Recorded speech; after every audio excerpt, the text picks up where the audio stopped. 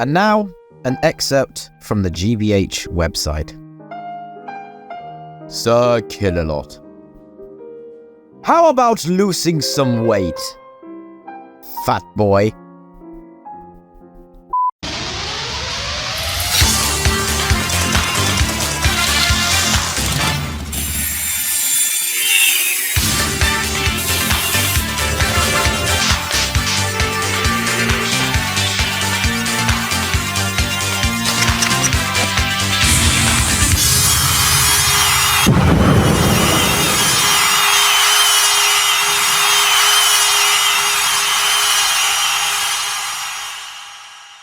On the 20th of February 1998, a certain television show had made its way to the UK. The name of the show was Robot Wars, and it had hit the ground running. The first series had earned itself a healthy following of 4 million viewers after the end of its initial run, and the immediate success of the show didn't stop there. In the same year that the first series was aired, as well as the show being rerun soon after, a second series was about to be filmed during the summer of 1998. By then, a new audience of tinkerers, engineers and tech-savvy so-and-sos were made aware of the new sport that had beamed itself onto BBC screens. We watched the show. It was on TV and we thought, that looks interesting, something different. So we watched it with my son and just enjoyed it. We watched it and we thought, why don't we do this? Or my son suggested, why don't you do one? And it's not something I'd ever done before, so no. I thought about it, and I thought, yeah, I could probably do that. Oh, I saw Series 1, first show, and it's like, who didn't tell me about it? Yeah. And I was so annoyed. And in fact, I went into work, and it kind of brings on the whole story of the thing. I went to work, and there was another guy in there, who's Grant, who was later in the team. And he said, did you see that? Did you see it? I said, what? I know what you're talking about, Robot Wars. And it was like, what? And he told me, he said, why aren't you on that? And I said, oh, no one got in touch. I mean, how do you know these things? It's not, it wasn't so easy to hear about things. It's not like it comes up on Facebook like it would now. So I just saw the first or second show, and I thought it was absolutely mad. I did do it, yeah, and I thought a lot of the robots are a bit pathetic in their performance. So I could do better, just pottering away in my garage. How'd that work out? Well, I did better than some, so I was sort of average, I would say. Although, if you read up anything about peace to resistance, it's all bad news. You know what I mean? Instead of last year's 36 contestants, a much healthier looking 72 made their way to London's Docklands to film the second series of Robot Wars. Would it have the same success as the first series? Well, obviously, because I wouldn't be making this video if it hadn't.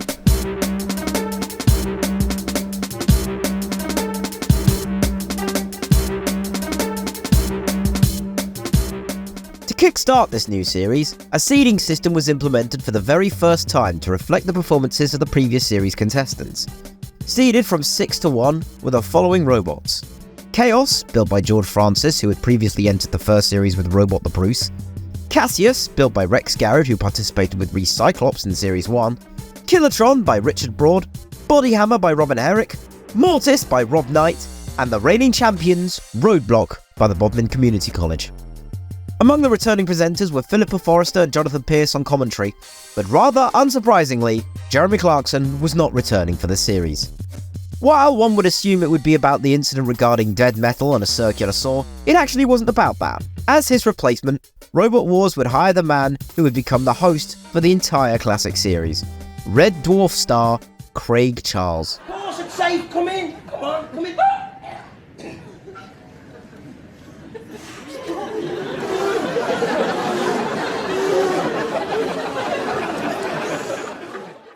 While Jeremy Clarkson definitely had a wit to him that would serve him better in other television series, Craig Charles' enthusiasm and genuine interest in the contestants made him a mainstay in the series. I would even argue that you can't even have Robot Wars without Craig Charles. In my opinion, they are both intrinsically linked, but that's just me. Sorry, Dara. Just like the last series, the format was a gauntlet, trial and arena affair, but instead of the winner going to the grand final, due to there being 12 heats instead of 6, the winners of each heat would go on to a series semi-final, and 2 of each of those semi-finalists would go on to the series grand final. and those full robots would fight each other in a bog-standard arena style. But that's a very, very long way to where we are right now. But before we begin with the summarising of Robot Wars The Second Wars, we must once again introduce ourselves to the House Robot. Shunks! The big bully bulldozer is back once again, and this time instead of an axe crashing down at 1 mile an hour, it can hit its opponent at 2 miles an hour! Technology is fantastic! Matilda, the matriarch of mayhem, returns for another stint in chainsaw tailing and tusk flipping, and this time she can shoot sparks out of her eyes! She is fucking terrifying! Sergeant Bash! Robot combat's answer to McCarthyism makes its return to the arena, complete with flamethrower and absolutely fucking useless saw. You know for a fact he's going to rain hellfire on any opponent with absolutely terrible armor, which is about 80% of the contestants. And Dead Metal, our trans icon, complete with claws and circular saw, she's ready to give Android 16 a run for his money. Yet another fighter you could have saved. But there's one more. A new addition to the House Robot lexicon. The Alan Sugar of Robot Wars. The deadly, the terrifying Sir Killalot.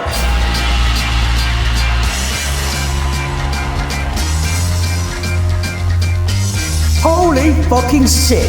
This bastard is huge. He's got a drill that spins and a drill that doesn't spin. What the fuck even is that thing?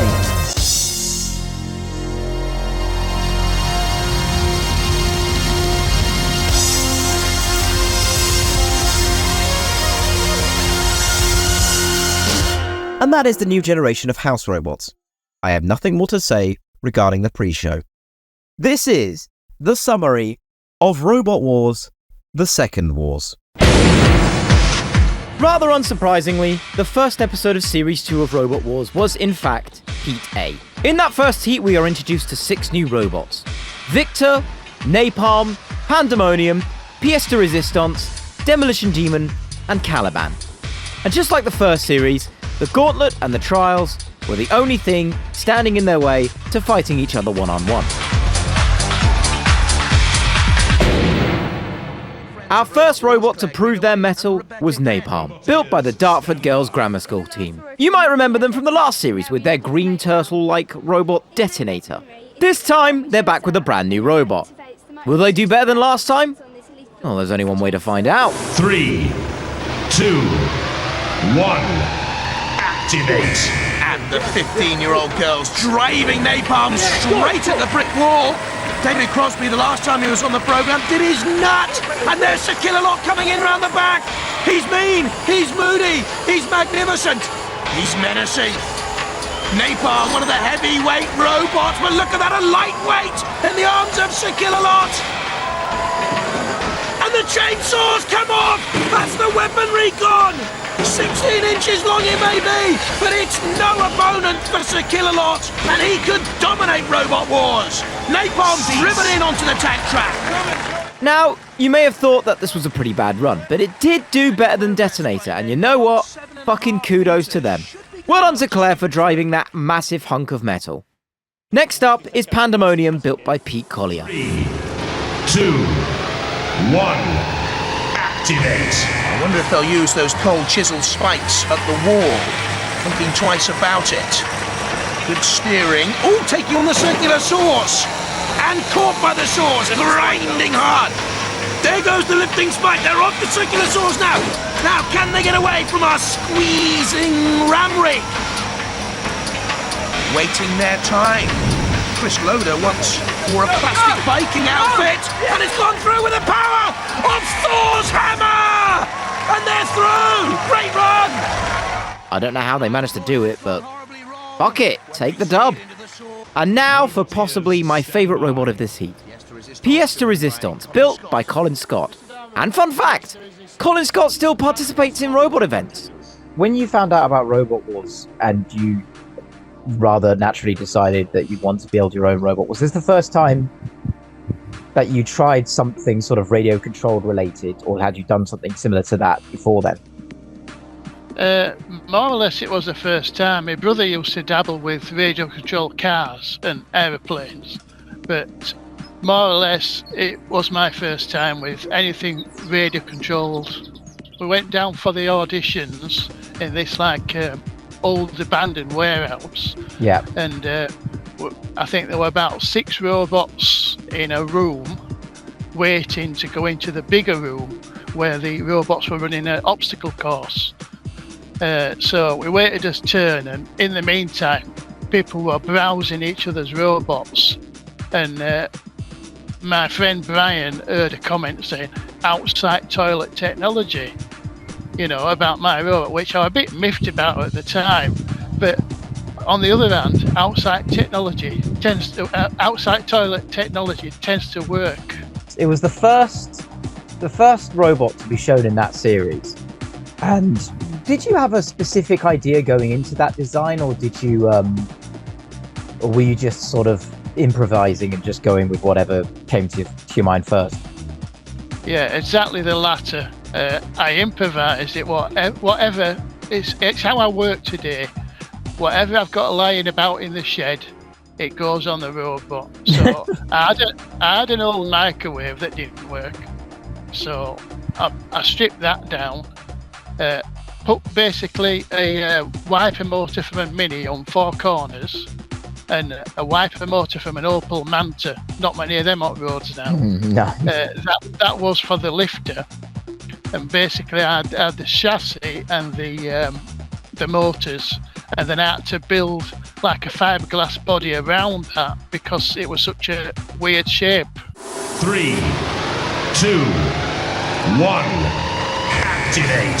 32-year-old Colin, the driver, a market stall worker. His sister Julie, wanting the snowplough to push anything out of the way. And Brian Newcomb, the third member of the team, once built a shed. You've got toy tricycle wheels. Will you be able to get over the bricks on your toy tricycle wheels? Yes, because I've got the shovel to lift the bricks out at way.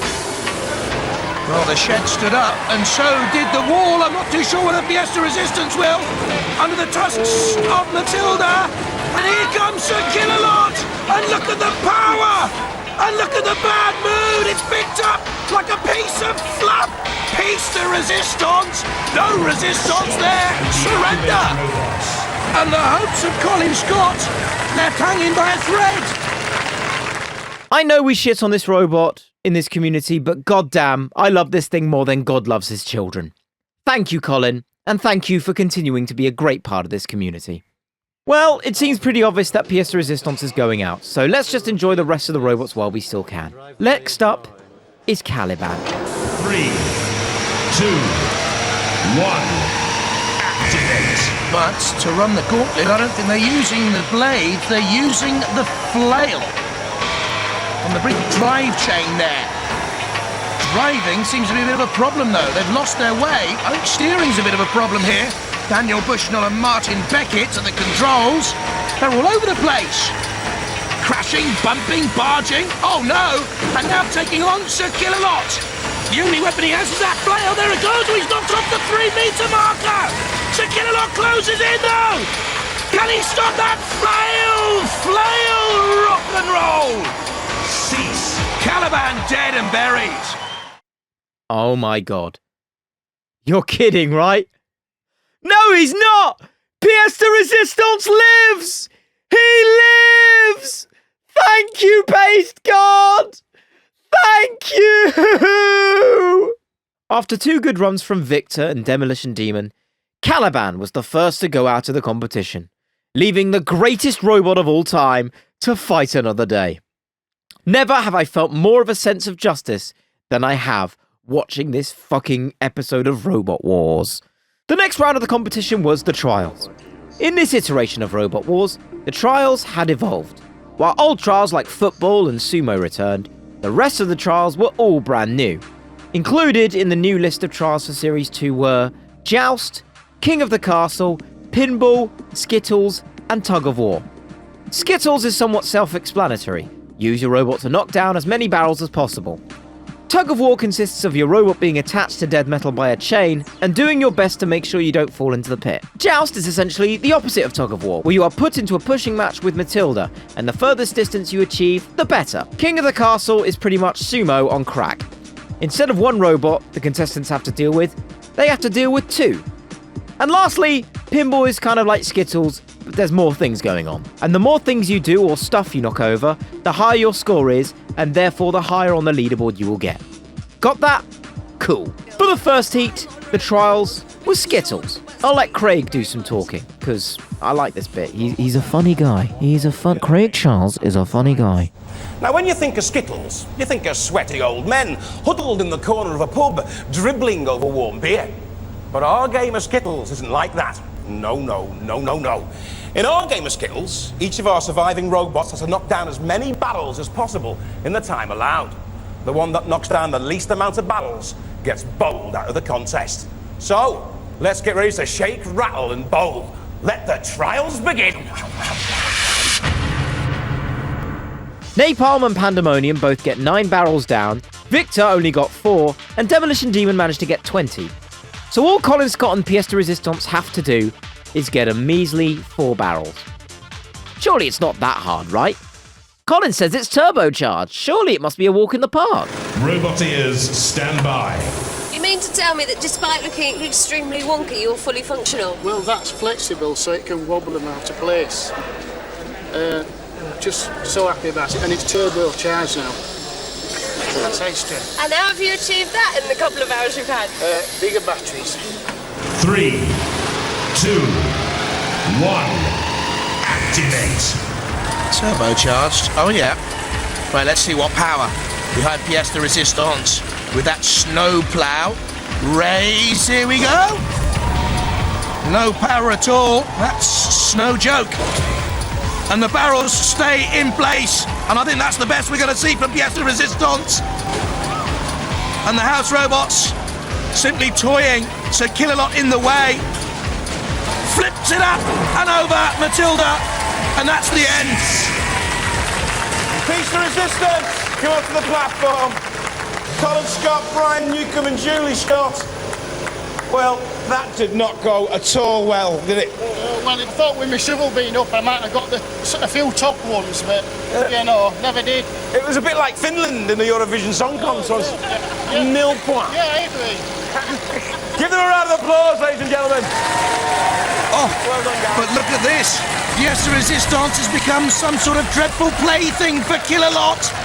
Broiled boggle eyes. You will not be going to the ball. Cinders. Not a barrel of laughs for Pièce de Resistance. No barrels. They're out. Even 4 barrels was too much for Pièce de Resistance. And the legend that is Colin Scott's machine is out. I want my goddamn money back. And now for the part of the show that everybody loves. The arena. And this time there are some changes. During the first series of Robot Wars, the arena was sectioned with 4 patrol areas, where the house robots sat and waited for robots to come in so that they could attack. While they were never called corner patrol zones in that series, they essentially were corner patrol zones. For this series, the entire outside of the arena is cordoned off by the house robots, resulting in the perimeter patrol zone, or PPZ. You go into that area and the house robots are free to attack you. Now that we've got that out of the way, let's get to the first battle. Pandemonium versus Napalm. 1, activate. And there, the dreadful pincer of Sir Kill-A-Lot in the PPZ, the perimeter patrol zone. Bossed by our own house robots. They don't want to go into that zone in the red and black. Here's Pandemonium circling, coming in with the front spike. That's dangerous driving though, because Matilda's tusks are in the PPZ.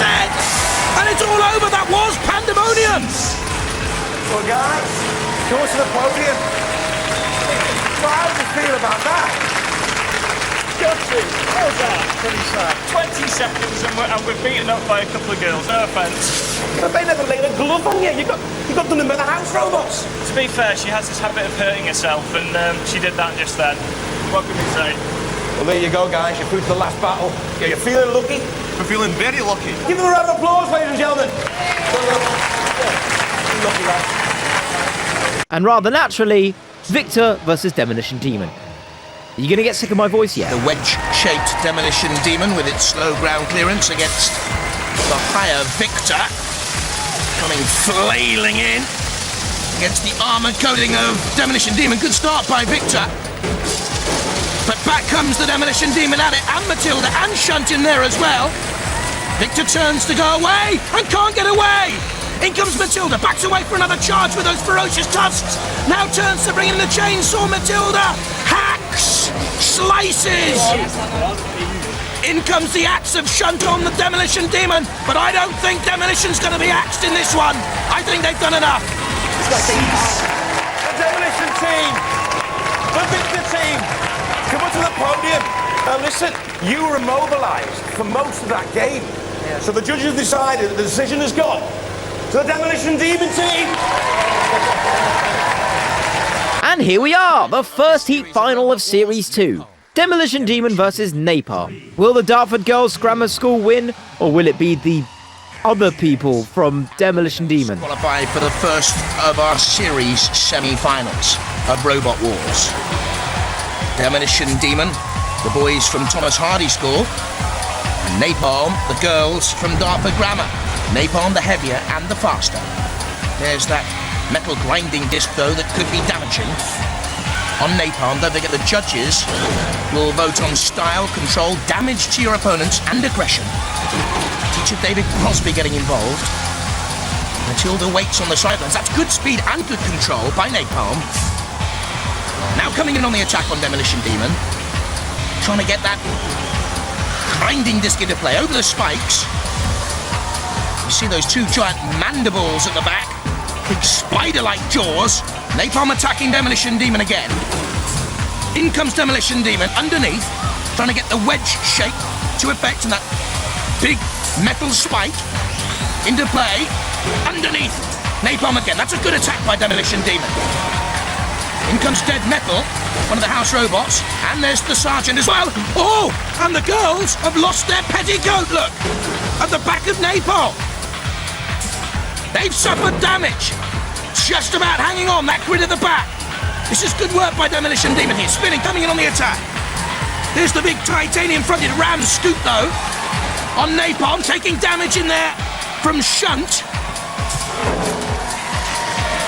Ram raiding its way through. And underneath now, Demolition Demon. Can he get that grinding disc to play? Under 8 seconds to go. And they're away from the danger. But they were suspect there, Napalm. Couple of buffets from Demolition Demon. Goodness me, this is going to go very, very close. It goes to the judges, and there's hardly a lick of paint, a smear of oil between the two teams. Very close. And it goes to the judges, but let's be honest, it's very obvious who won that fight. So let's just say it outright. Demolition... Napalm! Huh? Huh? Huh? Well, the judges say that although you sustained an awful lot of damage, that was given to you by the house robots and that you were far more aggressive than Demolition Demon. Yeah! You just did sustain an awful lot of damage. Do you think your robot's going to be ready for the series semi-finals? Yeah, we'll go and pick all the bits up and stick them back on again. It did really well. Congratulations. Give them a round of applause. Well, from the show that's bigger than Roseanne's drawers, good night. Up next, from Robot Wars. So, by sheer judging hubris, the winner of the first heat of Series 2 was the Dartford Girls Grammar School machine, Napalm. Sure, that's fine, we still got 11 more heats to go.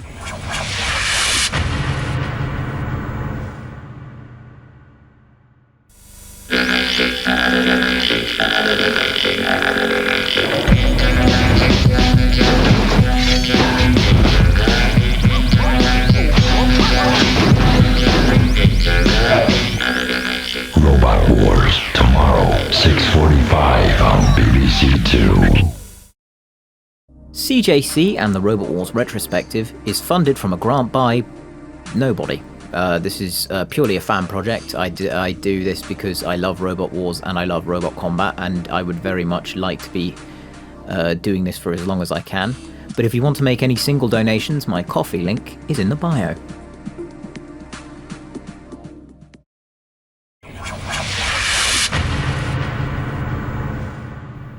The second heat of the series is probably one of the more important heats, due to the appearance of two teams that would go on to create their own legacies within the sport. Shane Howard and Brian Fountain with their robot Mace, and George Francis and Mick Cutter from the Robot the Bruce team returning with their brand new machine, Chaos.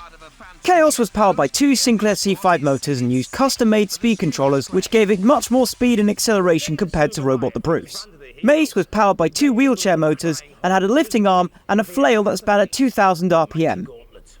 Other notable robots in this heat, Leviathan, who was in the last series with Leebot, and Wheelosaurus. Look at this thing. Barmy. Mace and Chaos had no issues getting through the gauntlet. Wheelosaurus took a chunk out of Sergeant Bash's flamethrower in a David vs Goliath moment. Tantrum, no relation to the seems reasonable robotics machine, although I feel like that didn't need to be mentioned at all, also made it through with little issue. Leviathan, after having issues getting the robot moving in the pits, just about makes it, but Death Track, which looks like it weighed 1 kilo and nothing more, was eliminated, and nobody shed a single tear. Next up, the trials, and an interesting one too. This is tug of war.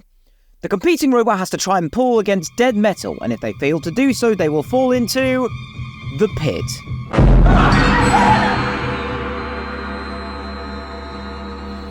A hazard that has absolutely no detractor in the 30-year history of this sport. None at all. First up, Tantrum. Tantalizing, teetering, tottering, toppling, tantrum! Totaled! Pathetic. Next up, Leviathan. Leviathan next to take the strain against Dead Metal. From the Lee City Technical College. Levo, Hevo. And quite clearly, holding Dead Metal, gripping, pulling. And I think the judges will stop this, yes? They've beaten Dead Metal. Taking the strain. Surviving. Leviathan through. Fucking fair play to them. After having a shit gauntlet run, this is actually quite impressive. Will Wheelosaurus fare nearly as well? 3, 2, 1, activate. So who are you backing for this one? Those wheels spinning. Ooh, that's a good pull though. Or Dead Metal at the top. I think he was toying with Wheelosaurus and Peter Gibson Dead Metal. One pull, yeah. Bye-bye. I don't need to say anything. Mace's run was another good one, being the second to beat Dead Metal. But can Chaos top that? We'll give it a good go. 3, 2, 1, activate. Well, one of Mike Cutter's ambitions is to watch drag racing in the States. Dragging Dead Metal towards that pit. This is a battle of pride here, because Chaos is doing enough surely to go through anyway, but it wants Dead Metal in that pit. It wants Dead Metal submerged in the smoke. Can he pull Dead Metal in? Humiliation for the house robot. That's what they wanted. Made their day. Chaos victorious. Tantrum, though, eliminated. Oh,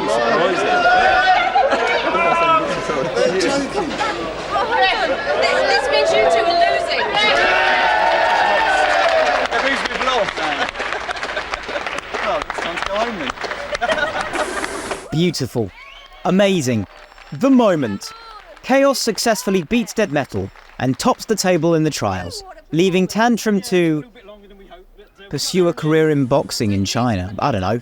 So that leaves 4 left. Mace, Leviathan, Chaos, and Wheelosaurus. Our first semi-final, Mace against Leviathan. 3, 2, 1, activate. Leviathan, the heavier and quicker of the two robots, using that snowplow-shaped scoop at the front. And now Matilda with a chainsaw. Leviathan stuck in there. It was poor control and driving to get into the PPZ in the first place. And judges will mark them down on that. Look at the chainsaw.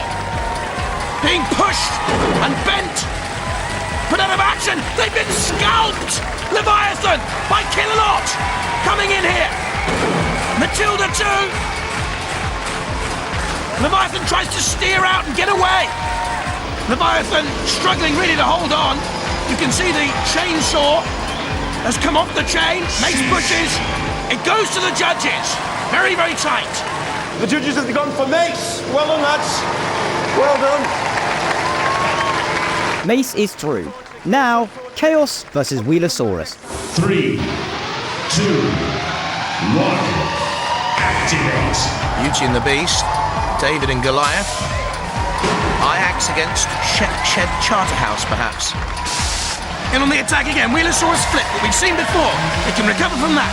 Torched by Sergeant Bash. In comes Matilda.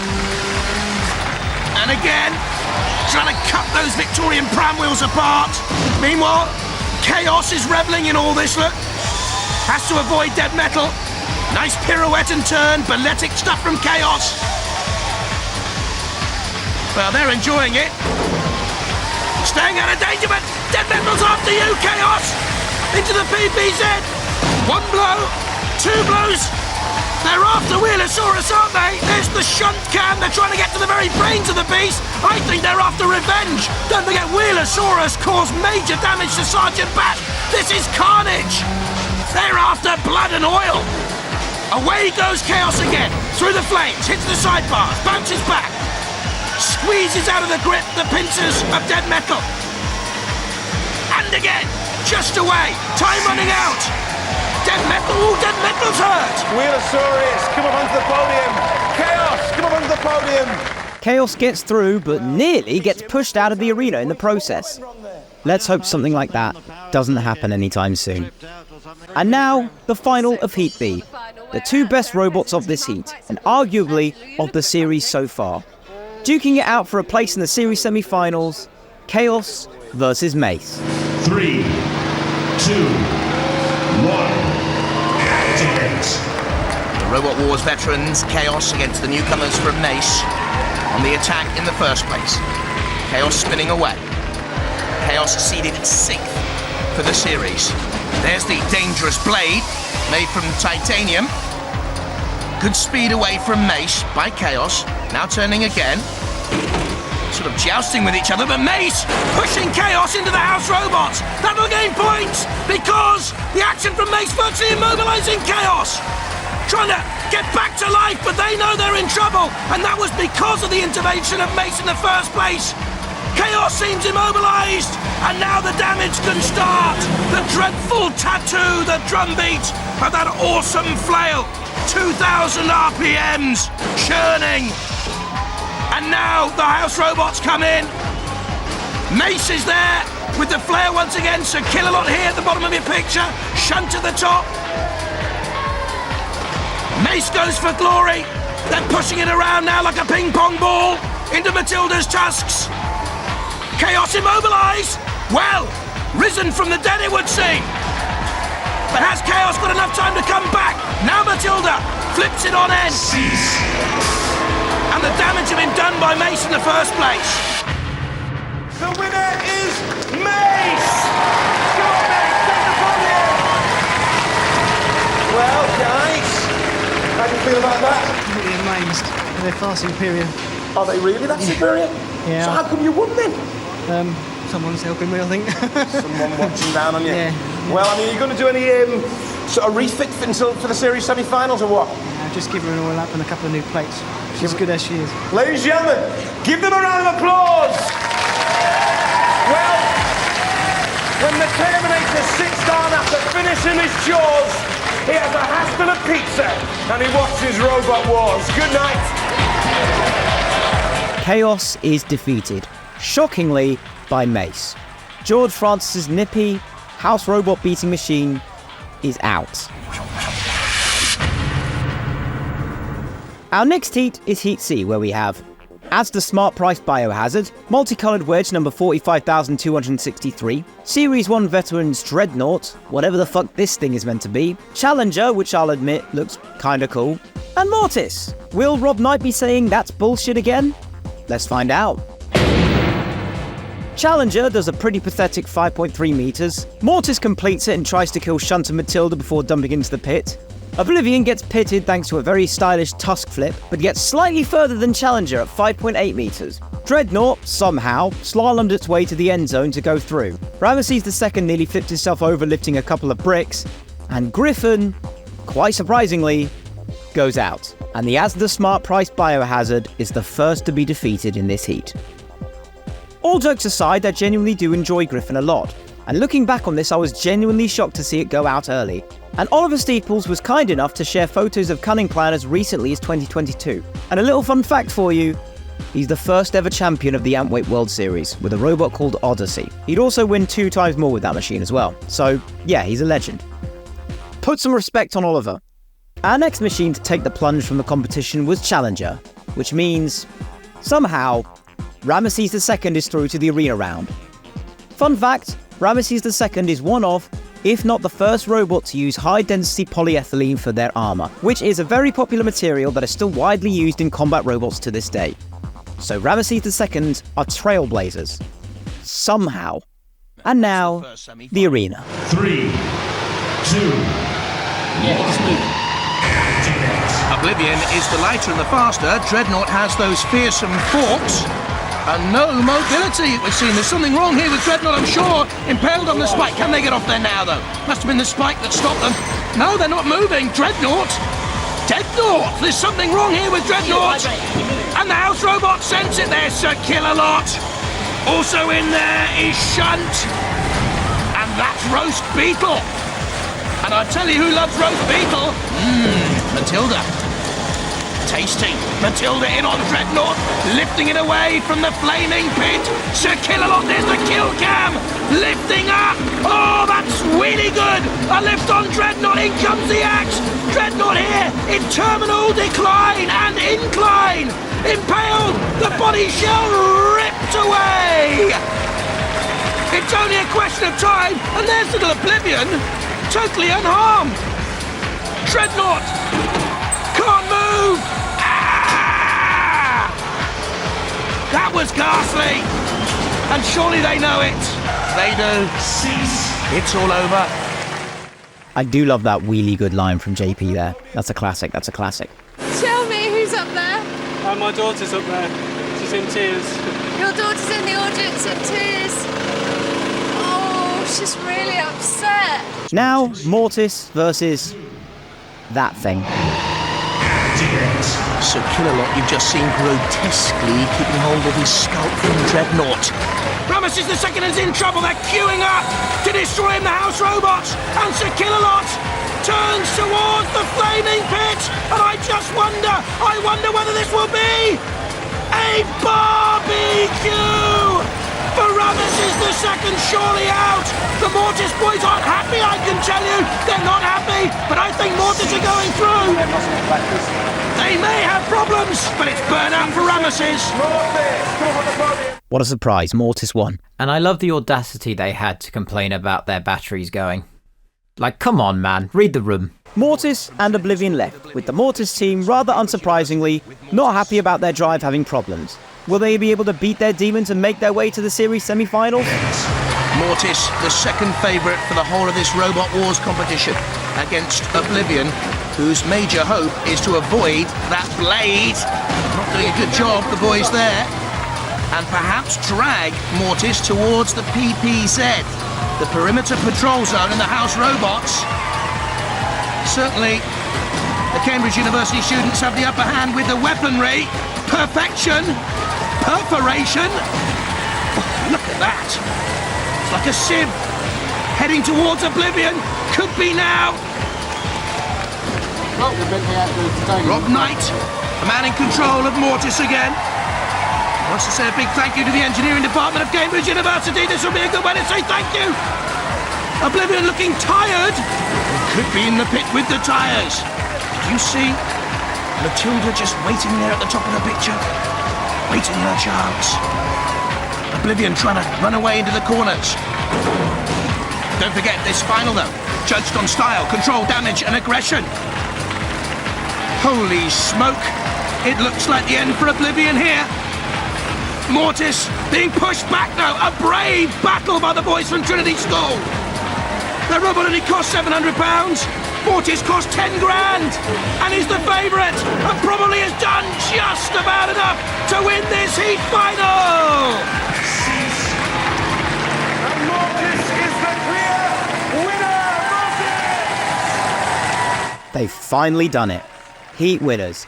No passive aggression, no saying that's bullshit in the control booths. Mortis was the actual, proper winner of this heat. 3 heats down and now we're at Heat D. And a very important heat to mention because it would introduce robot combat to possibly the most important and significant robot the UK has ever produced. Ian Lewis and Simon Scott's part bird, part reptile, Razor.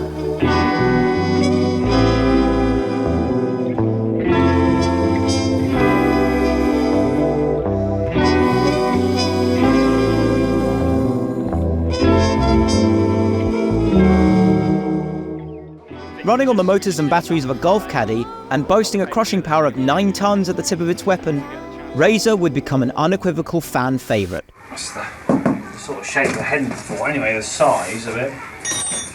And then the arm coming out bigger. Wow. Really quite proud of this bit because I've managed to squeeze so much electronics, all the speedo stuff, into this little tiny space. First from Bournemouth, Razor. A lethal scorpion-tailed robot. And that tail can crush with the pressure of 9 tons. It can turn in tight corners, it's nippy, it's driven by 2 golf caddy motors, and this can make a few holes in one. And not only that, but another fan favourite would make its debut in this heat too. Anthony Pritchard's scooping menace, Behemoth, who is still, in the year of our Lord 2025, participating in events. One of the goats of the UK robot combat scene. Bodyhammer, the runner-up from the first series of Robot Wars, is another notable robot in this heat, sporting a brand new paint job and a new driver in 14-year-old David Gribble. And Millie Bug is in there too. After a very interesting series of gauntlet runs, which included Razor pushing and crushing Shunt with its beak to the end zone, and Mullet and Bug getting their hair torched a la Michael Jackson in that Pepsi advert. The fringe! Singed! The first to leave the robotic morsel coil in metaphorical tears was surprisingly Bodyhammer. And the robot that would put it beyond survival was Elvis, the king of rock and roll. Next, the trials, and this time, robotic soccer. Razor gets the first goal after Dead Metal does a Rob Green and fumbles it into the net, with Behemoth scoring next, along with Inquisitor, and somehow Elvis getting the last goal, leaving Millie Bug with its singed fringe out of the competition. And once again, the arena. Razor now has an opportunity to really show its 9-ton hydraulic power, and its first fight is against Minnow's Inquisitor. If we don't get mechanical breakdown, because it can happen to anyone, we can have electronics trouble or hydraulics or anything, but if it runs, if it keeps going, we're flattening. There's absolutely no worries. And Razor, look at this! The favourite for tonight's heat! Destroying Inquisitor straight away with that immense crushing arm. Well, they've given up, I think, Inquisitor boys. Keith Millwood and Gavin Hatton, again, ominously, curling down, bending, destroying. Even the Sir Killalot camera moves away, worried. There's Matilda to the left, but Inquisitor, I think they've got no chance now. They think they've got no chance now, but what's this? Suddenly, it's alive again, Inquisitor's off! Yes, run away! And Razor's in problems. I don't think Razor can move. I think they've broken down. I wouldn't come back in again. The Razor boys look worried. Leave it to the house robots. Matilda in there and Sir Killalot too. And suddenly it's Razor. Goodness me, Razor's toppled. What a turn up. They're attacking the soft, vulnerable underbelly. Razor can't move.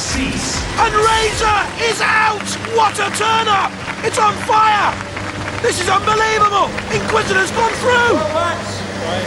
For such a long time, it looked like you had it, didn't it? Yeah, no idea. Something's gone down. That metal claw was still crushing them. Oh, we've got full control, but no drive, just gone. You were one of the favourites as well. This is a serious upset. The Inquisitor team, yes! We got mullered. We got completely mullered in there, yeah. We thought, oh, we're dead. Yeah. And all of a sudden, I said, have you got any power? And he went, yeah. Run. Go for it. And get out of the way. And basically you just ran away then and sort of kept out of danger, didn't you? Yeah. Big rebuild job, though. Yes, ladies and gentlemen, give them a round of applause. Well, they lived life on the razor's edge. How the mighty have fallen. Razor, against all odds, crashed out after what was looking like an easy victory for them. Ian Lewis and Simon Scott look on and think about what the hell just happened. Why wouldn't you? Behemoth and Elvis ended pretty simply, with Behemoth dominating the fight and smothering the king in the PPZ, leaving Inquisitor left to fight Behemoth for a place in the series semi-finals. Will they cause another upset and do the double? Well, of course not. Behemoth marks his place into the series semi-finals in the wake of Razor's unlikely fallout, and the UK audiences were left to wonder, how the fuck did that even happen? The next heat's winner, and another seed this time, was Killertron, who apparently sported an orange livery instead of last year's pink, but you wouldn't really know with that lighting in the fucking arena. Fun fact about Killertron: Richard Broad is the father of Japan travel YouTuber Chris Broad, otherwise known as Abroad in Japan. An even funner fact, Chris made an appearance in Robot Wars during a future series that we will not dare to mention until we are at that point in time, thank you very much. Heat F sported a few more interesting machines, one of which being Corporal Punishment, driven by Adam Clark, who we'd see a few times throughout the series, and was also in the first series with Vector of Armageddon. Ron, which looks like something out of the Choro-Q series, maybe a bit of a deep cut, but I don't care, and Panic Attack, built and driven by Kim Davies, the spider-like livery of which was designed by a Year 7 pupil at the school that teammate Kevin Pritchard was a teacher at. Yeah, that was mainly Kevin's idea. I think he came up with the name. We had lots of names, but we didn't like any of them. And so he put a competition together in school just to see what made people panic. And I think there was a young girl, she came up with a spider. So we thought, yeah, that's quite good. Yeah. So that's where it came from. That kid must have been mortified to see it getting whacked by Shunt's axe in the gauntlet. Kim Davies and the team had raised money for the St. David's Foundation prior to the competition. We decided just to raise money for, it was a charity because my father hadn't long passed away. And we decided for the St. David's Foundation, we'd just raise money. We'd raised all the money we were going to raise before we even got to the competition, and so it wasn't dependent on how far we went. Yeah. We just thought we'd use it as a tool just to raise money. Yeah. That's fair. That's fair. I the idea of like, oh, what if we fuck up in the first round? How we're not going to give any money to it? Yeah, that did cross our minds. So, we'd raised all the money. Yeah. Cool. Awesome. While Kim Davies' gauntlet run wasn't the best, its sumo run would be much better form for the team, leaving Shunt off the ring and its metaphorical ego broken. Oh, in comes Shunt to try and spin it away. And Shunt goes instead! And their arena fights with Whirling Dervish and Disruptor proved that Panic Attack was a robot that other competitors had something to panic about. The seventh heat of the series saw the return of the reigning champions of the first series, the Bodmin Community College's Roadblock, who's gone virtually unchanged apart from probably its scariest add-on, a police siren. And also, there's the return of Ireland's finest, Nemesis. Other bots that I would like to give mention to, mainly because I like them, are Rocks, which is just neat, Limpet, the first machine built by John Denny, who would build another robot that I have absolutely no concept of because this is 1998 and this is Series 2 of Robot Wars, and Kilohertz, John Reed's first foray into robot combat. Fun fact, John Reed had made a CAD concept robot as early as 1996 called Razorback, which, when you see it, makes it quite obvious where the inspiration for Kilohertz would come from. This heat would also introduce a one-off member of the house robots, the Sentinel, a giant, overarching arm that, in theory, would push and bully robots, or throw them into the pit. The Sentinel was a repurposed mini excavator that was controlled by a crew member that was conveniently hidden inside, which meant that there was a person inside the arena. while gauntlet runs were happening. Every detail of the set has been meticulously planned and modelled, and even up to the last minute there are still little touches to be added to the Sentinel to create the finish required. Yeah, we got the brief on Wednesday. It's now Saturday, and we've converted it from this digger into this digger. For a bit of context for anyone not too privy to modern robot combat, arenas are usually built with a really strong material called Lexan surrounding the entire outside of the arena so that shrapnel doesn't get thrown out and hit someone. It doesn't always work, but that's often due to incompetence rather than the Lexan itself, but we won't get too much into that. If someone was inside a heavyweight arena while a fight was happening nowadays, there'd no doubt be a wrongful death lawsuit being thrown around to someone. Now, I will say that this is Series 2 of Robot Wars we're talking about, not Manta vs. Riptide and BattleBots World Championship 8, if it happens. But regardless, it's pretty damn unsafe to have a person inside the arena while bots are moving, even if it is limpid. With that, Roadblock got through the gauntlet fine, only being slightly inconvened by the Sentinel. Nemesis got through, but not before given another arson-related injury in the process. Onslaught fucked up. Rox couldn't work no forklift very well. Limpet was limping with a broken track thanks to Sakilalock, and Kilohertz performed a Brexit tackle on Dead Metal. But forgetting that Dead Metal is the robotic equivalent of Gennaro Gattuso, Brexit tackled Kilohertz back and chucked it into the pit. But they got through. You know who didn't? Rox, another child completely devastated by the cruel hand of Mentorn. The Trials was another round of Skittles, and honestly, the only things worth noting about it was Kilohertz twatting into the barrels at 1,000,000 miles an hour, and Nemesis being set on fire again. But Roadblock were last in that trial, and were looking to be on their way out. Until Limpet came along, that is. Limpet were the next to go out, and John Denny's beautiful mullet along with it. The arena round saw Roadblock against Kilohertz, and in true Kilohertz fashion, they go full send into Roadblock, break down immediately, and are pushed into the PPZ to be food for the house robots. Fantastic. We love John Reed.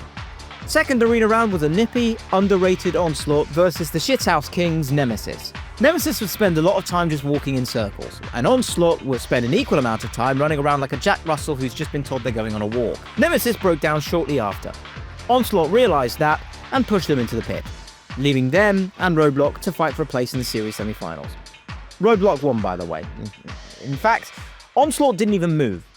Sadly, a dud of a heat. Next heat would include possibly the most well-loved robot of the entire series. No, it's not the reigning champion's Roadblock.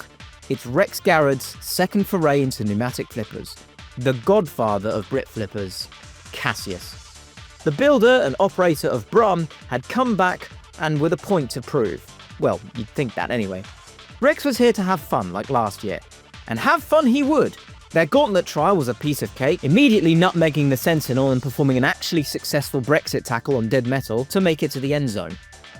The only other thing of note in this gauntlet was a robot called Groundhog, accidentally making Sakilalock fall over onto its face. Hopefully the builders, some kids called Graham Bone and Alex Mordew, whoever they are, can make something a bit better for next year. Meanwhile, Rex was still having fun, barely knowing how to play football in robotic form and somehow still getting through to the next round.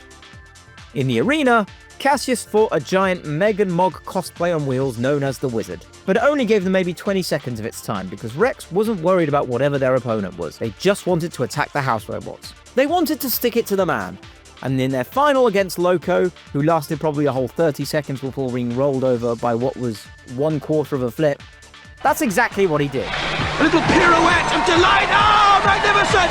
And he's flipped Matilda. It's the second time he's done it. He's the star of the show. Look at that. And now you understand why everybody loves old Rex. He understood that making and building things should be fun.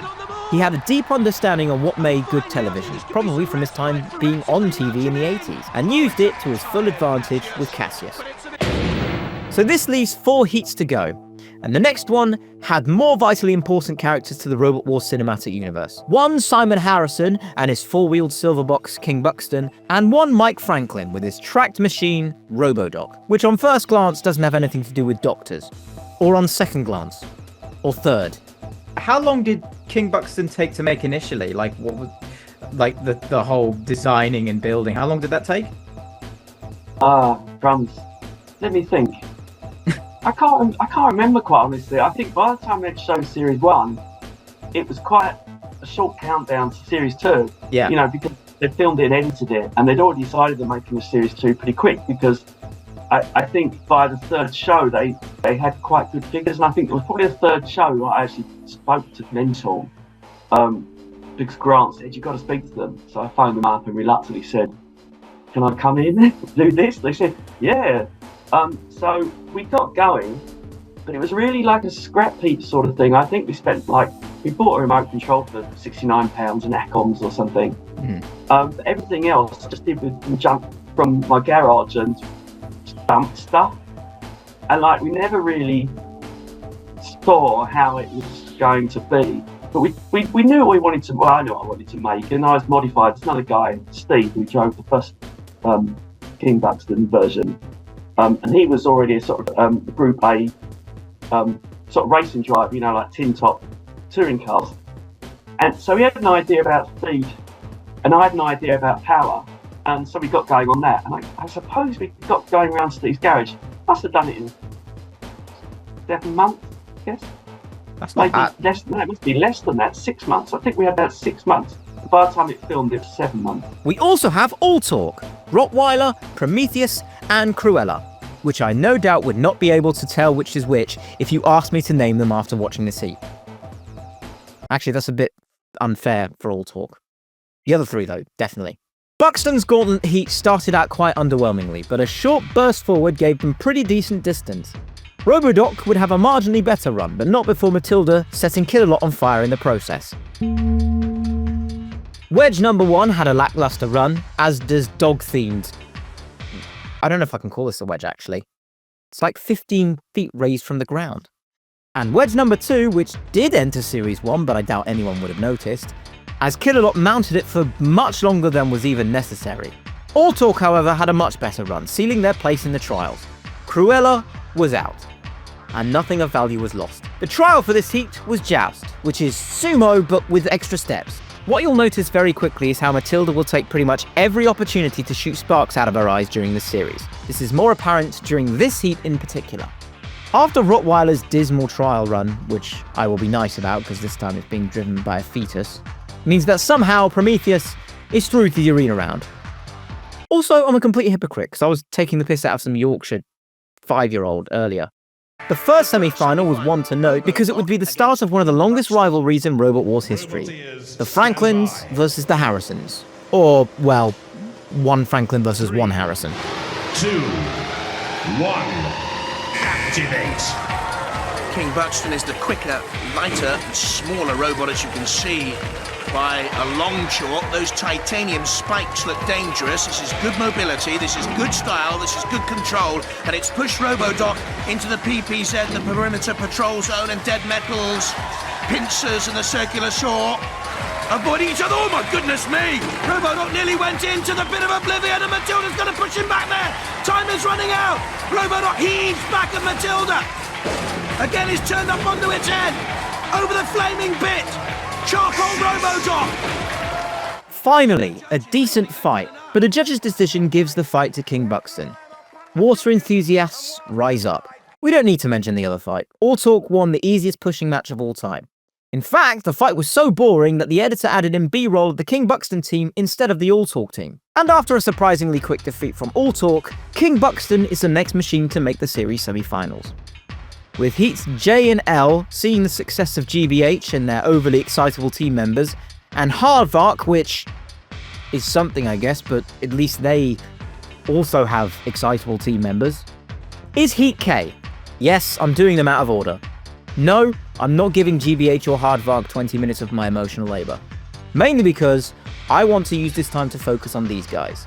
The Pride of Hampshire, the Plunderbird Boys. What I like about the Plunderbird Boys, and Plunderbird 2 in particular, is that they are basically the Ringo Starr of Robot Wars, in that they basically sleepwalk through their entire heat, trundling around the gauntlet at a snail's pace before driving into the pit, beating both Dead Metal and Sergeant Bash in the trial round, fending off completely fabricated allegations of being chickens, did barely enough to win a judge's decision against Enzyme, a machine built by 3 fetuses, and nudging Roger Plants to mule around the arena enough to bag them a place in the series semi-finals, all while having their own theme song.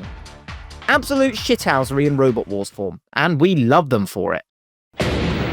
So that leaves only the series semi-finals left. We've been summarising these heats way longer than I care to admit, so let's blast through this part and get to the grand final as quickly as we can. Because I'm tired. I've endured more Series 2 than anyone ever deserves to endure. The first series semi-final consists of the first 6 heat winners from 150 billion weeks ago. Napalm, Behemoth, Mortis, Mace, Kilotron, and Panic Attack. The gauntlet in this round is tougher, with the Sentinel now being able to rotate an entire 360 degrees, which will be of note later. 2 pits instead of 1, making every UK combat robot fan salivate, and a giant ball. A giant ball, yeah. Napalm, some fucking how, got through the gauntlet with near no challenge from the house robots, which canonically makes Claire Greenaway the greatest driver in Robot Wars history. Behemoth and a baby-faced Anthony Pritchard struggled a bit more, but still had a decent run at 7.5 meters. Mortis's run was quite entertaining, stunt-manning it into the gauntlet wall, being righted by Shunt and Matilda, and then reversing into the end zone to bag their place in the next round. Mace tried to go towards the Sentinel, pissed themselves, went to the seesaw instead, and then got pitted by Shunt, who also pushed the seesaw back as well for good measure. Slight knobhead behaviour there from Shunt, I'm not gonna lie. Kilotron had a better run as Shunt's hold the seesaw strategy was starting to become old tech, leaving the pink, orange, porridge, oink robot to slide into the end zone, which leaves only Panic Attack. Surely they could do better than Mace, right? Who goes out though? Can they creep forward a couple more centimetres? Just a couple more centimetres! There they go! Have they done enough? It's going to be very, very tight. Very tight. Come off the platform! Okay, round stopped, and now we have a little wait. I think he's got far. You think he's got far enough? Never mind. You're not filling up there, are you, Shannon? No. Don't do things like that. Interestingly enough, you've travelled exactly the same distance as Mace. It is exactly the same measurement. So you and Mace are going to have to run the gauntlet again? You're going to have to run again. No, not kidding. And so, history. The first and last gauntlet race in Robot Wars. 6.9 meters between the both of them. I am better than that. I will not acknowledge the potential comedic material that can come from such a specific measurement. After a coin flip, Mace would be racing on the left lane, which means they have to take on the Sentinel, which, might I add, has 360 degrees of rotation, whereas Panic Attack would be racing on the right lane, meaning that they must take on the seesaw and Shunt's shithouse tactics. So who will be victorious in the first and last race-off in Robot Wars? History is made on Robot Wars, the first ever race-off, and immediately Panic Attack makes further progress. You see, that choice of lane's decisive. Panic Attack gets a flick of the scorching flame from Sergeant Bash, and Mace is coming back ever so slowly. Mace now pushed away by the Sentinel, teetering, tottering, and gone! And Panic Attack is through! Mace is out, and Panic Attack scrapes through with the skin of their teeth, leaving 5 left to take on the first instance of a new trial, and one that will be a staple in future series. Pinball. The objective? Score as many points as possible by doing the most stuff. You'll understand it as you go along, trust me. Panic Attack, last to go in the gauntlet, first to go in the trials, gets a decent 320 points.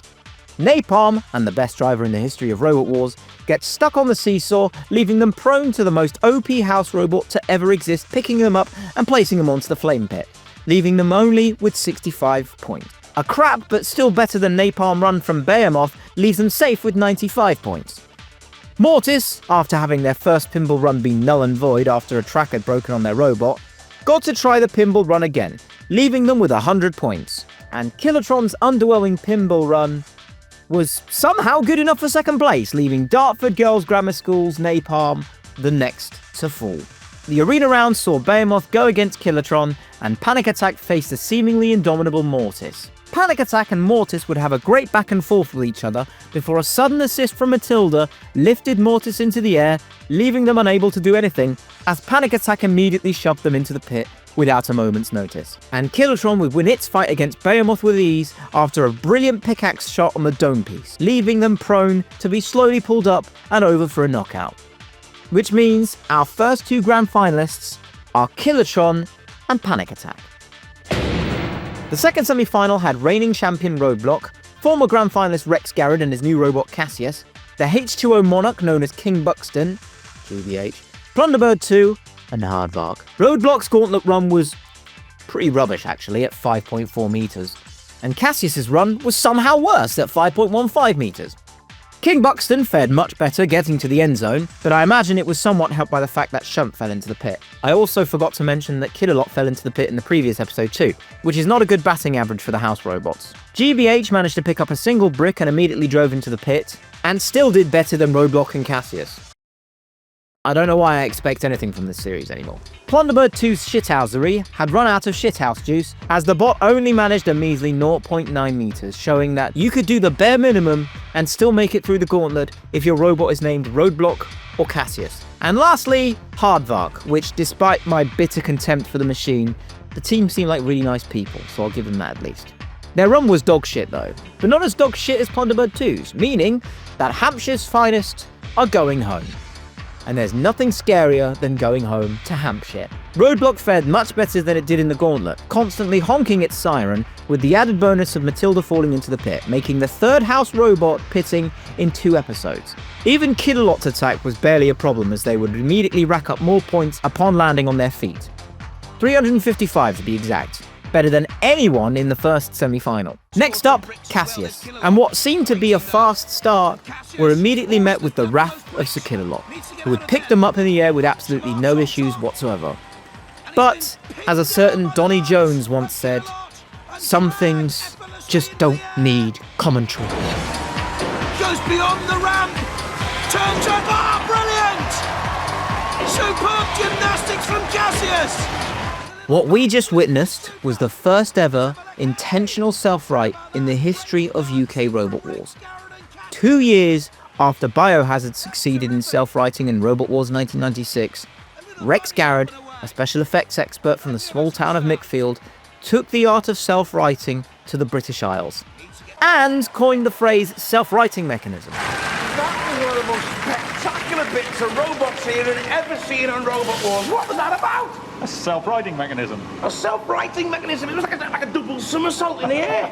Yeah, well, that's just one of its tricks. And he mentioned it so casually too, he even laughed about it. In fairness to all the competitors in this semi-final, all of them managed to score 100 points comfortably, but it was GBH that would be the next to fall, leaving the arena round left to determine the next 2 grand finalists. The first arena fight was Casius against Hardvark, and keeping on its almost mercurial run of flamboyant form, Casius spent no time landing an actually decent flip on an opponent, sending Hardvark on their side before flipping them again, and then flipping them a 3rd time. But a broken chain on Casius meant they seemed to be in trouble for a brief period, but then Killalot blanked out and went after Hardvark instead. After Hardvark was left to die on the flame pit, Casius was the clear winner, but not before taking an actually decent flip on Killalot, keeping within his bit of going after the house robots. It's actually crazy how good Casius was, even with all the goofing off Rex Garrod was doing in the series. And the last fight before the grand final, King Buxton against the champions Roadblock.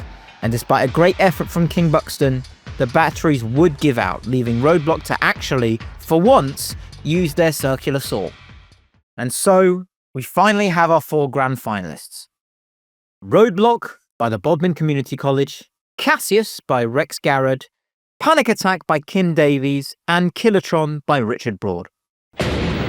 After 12 heats, 2 semi-finals, at least 6 mental breakdowns, 9 crying fits, and at least 15 instances of uncontrollable diarrhea, it has all come down to this. Our first grand final eliminator was probably the battle that was most looked forward to, the reigning champions versus the madman only known to us mortals as Rex. Roadblock versus Casius. Plenty of respect between the 2 teams, apprehension in particular on the faces of the Roadblock team, but there's early aggression from Roadblock trying to get in underneath Casius, and despite what they were saying, you sense they're trying to flip Casius, who rides Roadblock. Now Casius is away, has an opportunity. Casius, just avoiding. Killalot, and Killalot's flipped it. Are we going to see it? Are we going to see it? Yes! We have seen it!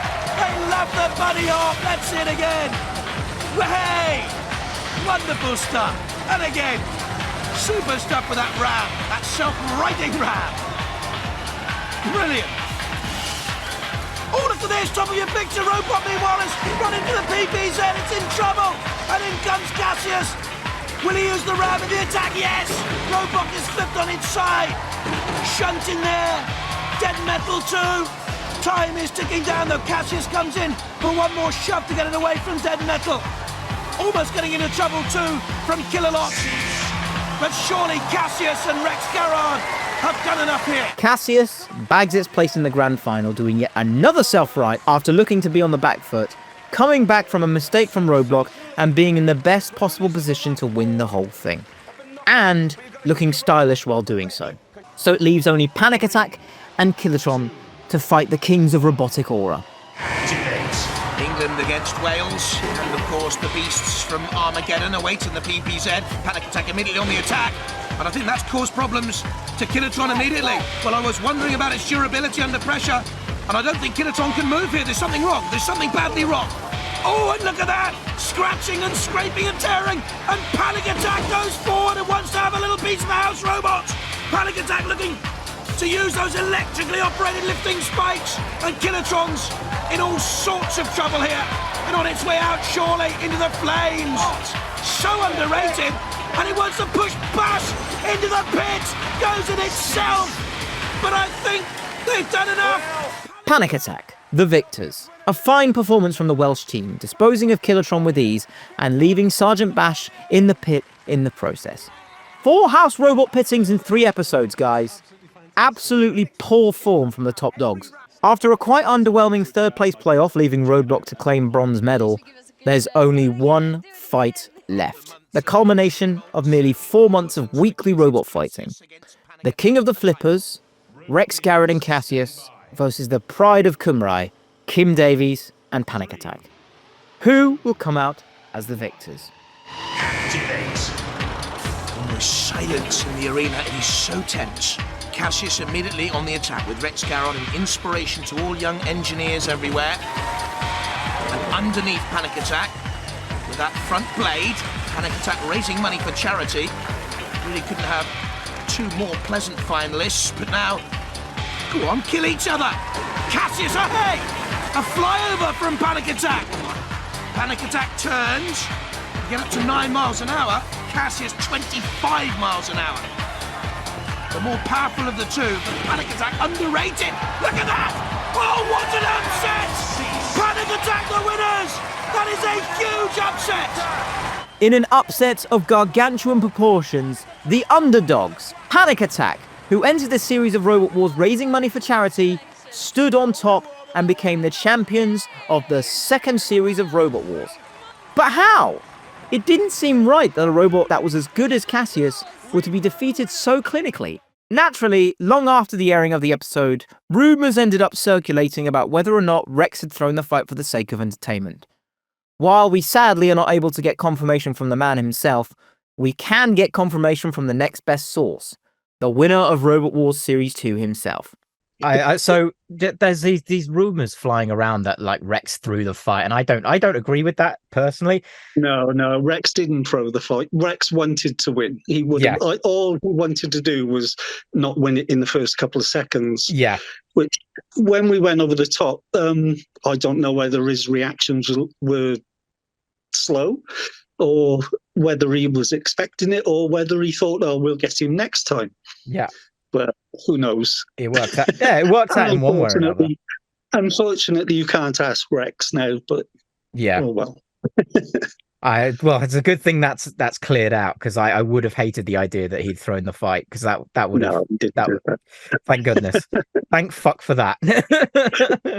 And so, after a much longer, much more successful series of Robot Wars, Panic Attack were the undisputed winners, capping off a fantastic run of form for the Welsh team. The grand final of Robot Wars Series 2 had a TV rating of 6.94 million viewers, ranking it first of all BBC Two programmes for the first week of March 1999. If the success of the first series and its average viewership of 4 million was big, the average viewership of its second series, with over double the episode count, was a monumental 5.84 million. A grudge match episode featuring, but not limited to, a fight between Mortis and Napalm over the latter's trial defeat, Nemesis and a sacrificial machine built like a smash mashed potato robot going after Sergeant Bash, and Casius driving to the pit and attempting to climb out with Mortis stuck on top of it, aired the week after the grand final to a viewership of 5.17 million, and ranking second in that week's BBC Two Barb rankings. To the fan of modern robot combat, where the robots are so dangerous and so technologically advanced that even if you're running a 150-gram spinner, you have to test it in a box or risk hurting yourself badly, Series 2 is a very hard watch. And it doesn't surprise me that people find it difficult to understand why Robot Wars was so popular at such a primitive point in time. My first point would be the fact that a lot of builders' first impressions of the show were, I can build something better than that. I hear it constantly from former builders and teams whenever they're asked about what got them to enter. It got so many people to question the quality of the robots and try it for themselves, only for them to, most of the time, end up going no further than the machines they ridiculed. And another point, made by Andy from Team Maneuver Robotics, who runs the featherweight robot Red Dead Redemption, summarizes perfectly the classic appeal of Robot Wars. The charm of Series 2 isn't the fights, it's the vibe, the jank, the delusion of people not knowing what they're doing. It's shit, but it's good shit. Also, I quite like the gauntlet. Series 2 is the king of the vibe. So much care was put into the aesthetic of the show.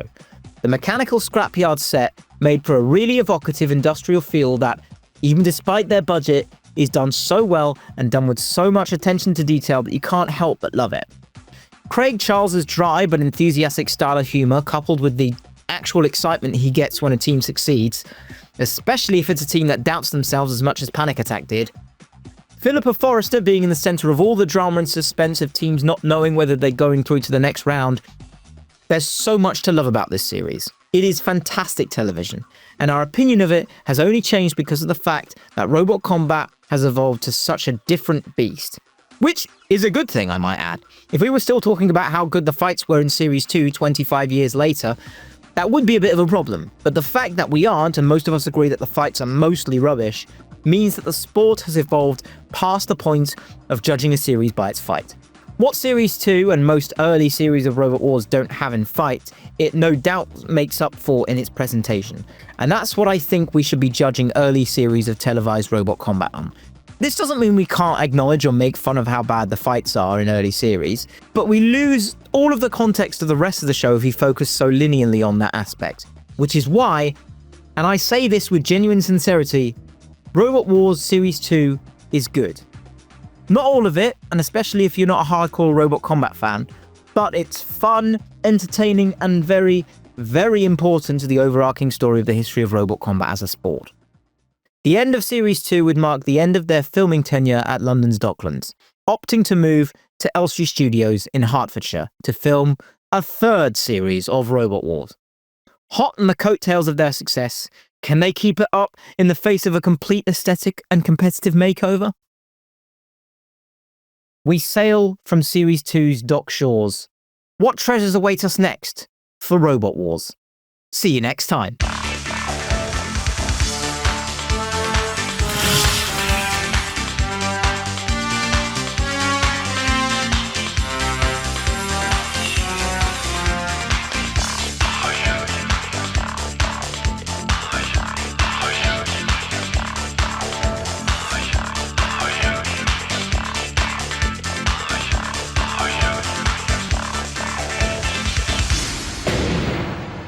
Jesus Christ, it's finally over. Series 2 is finally over. If you enjoyed the video, make sure you like and subscribe. If you didn't enjoy the video, make sure you like and subscribe. What a journey. You know what's so funny? At the start of the first part of the second series video, I said it's not gonna take nearly as long for the second part. Guess what? It did. So many editing issues. Vegas literally had some sort of fucking integer overflow at some point. I know it probably wasn't that, but it literally started to die. I had to re-render the video, put it in another thing, and then start all over. But we got there in the end. And now next up is my favorite series, Series 3. So yeah, look out for that. I'm sorry it took so long. More bot showcases coming up, and yeah, love you. Bye bye.